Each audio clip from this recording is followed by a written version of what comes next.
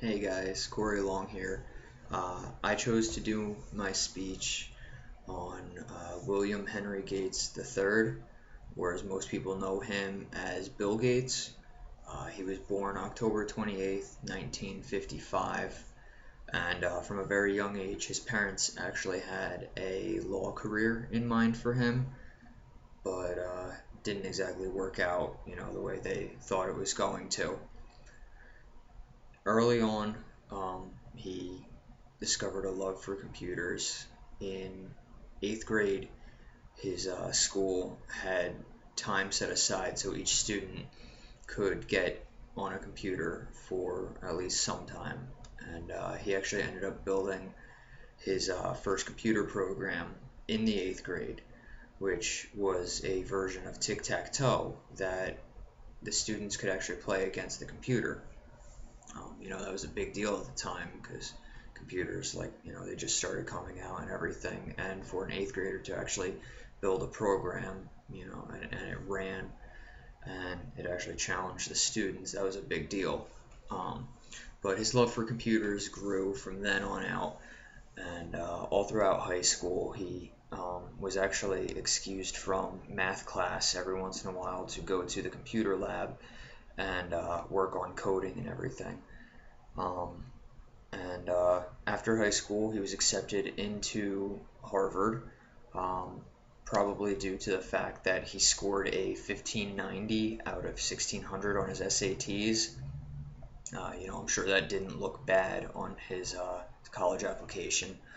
Um, but even while in Harvard, he didn't have like any general path he was taking. He just took general education courses and stuff, but he spent a lot of time in the computer labs working on coding and everything. But he met with a fellow student named Paul Allen, who actually was a co-founder of Microsoft, and they actually dropped out of Harvard to found Microsoft. And for the first 5 years, the startup of Microsoft, Bill Gates actually oversaw every line of code before it left Microsoft. And I don't know if anybody has looked into the coding for computers. There are hundreds, if not thousands, of lines depending on what program you look at. And for him to oversee every line of code and even rewrite some code that he didn't see fit for Microsoft, that says a lot about what he was putting into the company. um, Microsoft actually partnered with IBM July 1980, and that skyrocketed Microsoft's popularity because IBM was like a top of the line computer, and everybody attributed it to the Microsoft operating system. Well, negotiations fell through and everything, and they went their separate ways, both Microsoft and IBM.